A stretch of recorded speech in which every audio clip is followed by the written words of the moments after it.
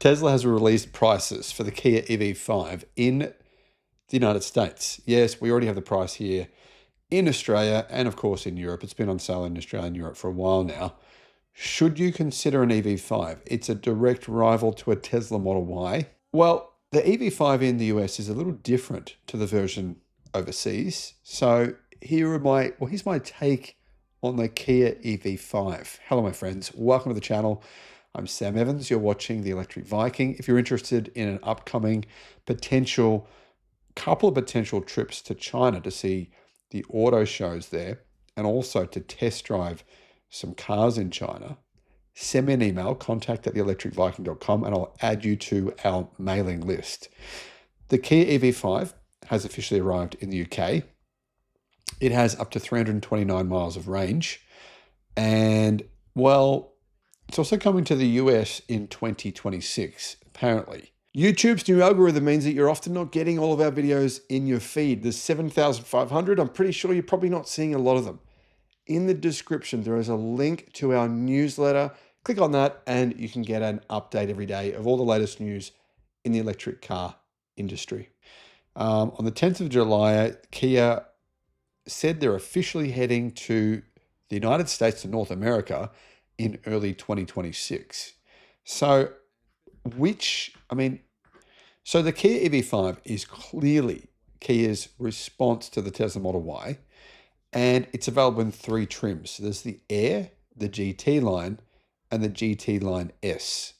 All 3 versions come with an 81.4 kilowatt hour battery, offering up to, well, apparently a range of 329 miles. But that's not EPA range. That's actually WLTP range. EPA would be closer to 300 miles of range.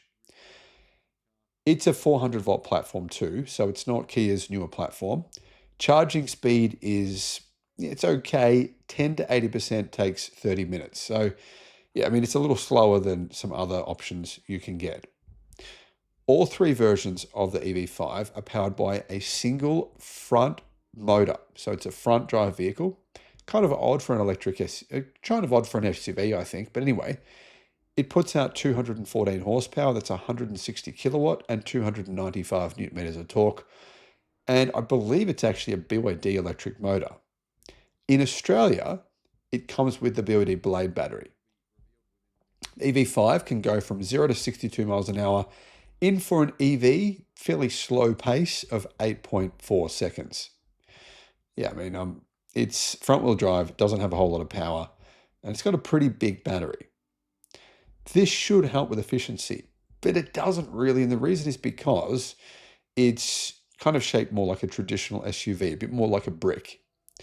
Anyhow, the interior features Kia's new connected car navigation cockpit, which is CCNC, includes a 3-screen infotainment system, so it's sort of 3 widescreens. I don't think those widescreens are for my practical use. That when I've been driving different EVs and different cars around, I don't think they're as good as the larger square-shaped screens, which I think are more practical for showing maps. But that's what you get.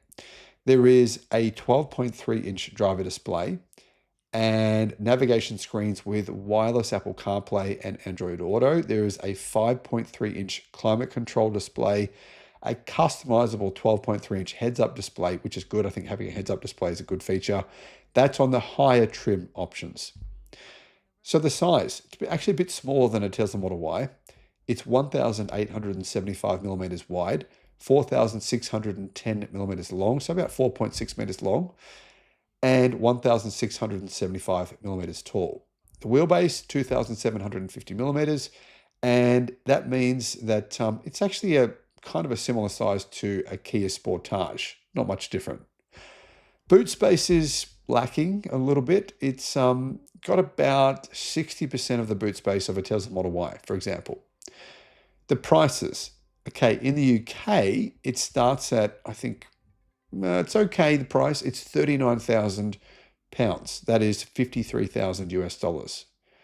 But cars are more expensive in the UK, I should point that out. Now, if you get the GT line model, the mid-spec model, that gets an exclusive trim exterior, interior design elements, and a few extra features. That is £42,600, which is $57,800. The range topping GT Line S starts at 47,000 pounds, which is $63,700. So the range is 329 miles on the base version. The GT Line and the GT Line S get less range. They get 313 miles each because they have bigger wheels. So 1 inch bigger wheels, and that results in a range reduction of 16 miles. It's interesting, isn't it, to see how that works with range. The Kia EV5 will join the EV3, EV4, EV6, and the EV9 in the UK, and like I said, also in a number of other markets as well. It comes with the BYD Blade battery, as far as I can tell, the version in the UK. The US model won't get the BYD Blade battery. It will get, I don't know, a battery, probably LG Chem, LG Energy Solutions, or SK On. I'm going to guess LG Energy Solutions is the most likely supplier in the United States. And so you should get more range, because the Blade battery, it's got, it's 165 watt hours per kilogram energy density, fairly low energy density in comparison to, likely we'll get NMC batteries in the US, which will give it more range. But yeah, that 82 kilowatt hour battery means it's actually a fairly heavy car. So in Australia, it actually weighs 1,910 kilograms for the base Air SR model, but that gets a smaller battery. If you get the version with the bigger battery, the top spec GT line, that actually weighs 2,200 kilograms. Now that's 4,845 pounds. So it's quite a lot heavier than an equivalent Tesla Model Y. But of course, a big lithium iron phosphate battery is going to be heavier. But that means that the efficiency of the EV5 is a little lower than some of its rivals. In fact, a lot lower than, for example, the car I'm driving, the Xpeng G6. It gets around 20 watt hours.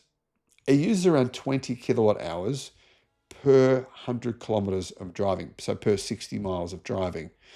It's a fairly big difference, and in the real world, it's actually, I've seen a few reviews of it.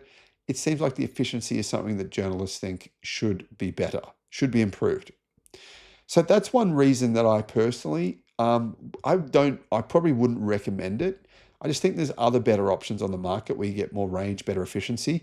And I know some people say, they slam when I say this, and I've seen their responses. They say, no one cares about efficiency with electric cars. Why would you care about that? And they get really emotional. And I don't really understand why.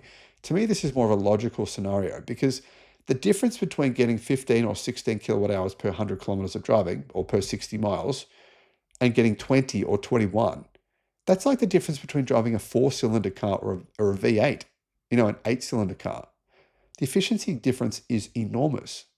Now, I can understand why, if you're driving a pickup truck, if you're driving a big pickup truck, you expect that your efficiency would be worse, versus an SUV. That's normal.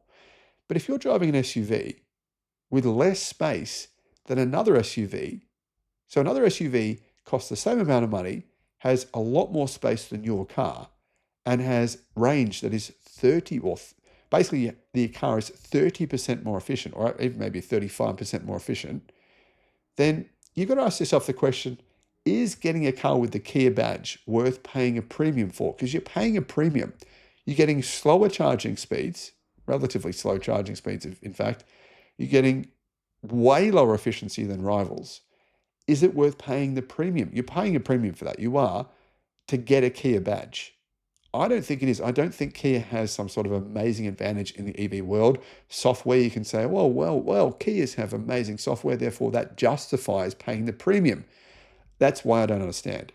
So if you're comparing other cars, it's very interesting, because if you compare, say, the Xpeng G6 to a Tesla Model Y, they're very similarly sized cars, they have similar efficiency, and you've got to get down to things like software and nitty-gritty to really work out which one works better for you. And of course, money is a factor as well. The G6 is cheaper. But with the Kia EV5, I personally have spoken to some journalists, and they have told me they don't really understand why people are buying them, because there isn't just really any features that make them stand out. And they believe that people are buying them simply because they have a Kia badge and they're comfortable with the Kia brand. So that could be a factor. Now, what I would say to that is this. If you're driving an internal combustion car and you're a Kia fan and you just want to buy a Kia, then hell yeah, go buy it. It's going to be much better than your internal combustion car. But if you're not that kind of person, you've got an EV already, or you don't care about the brand, then there's better options on the market. Thanks for watching.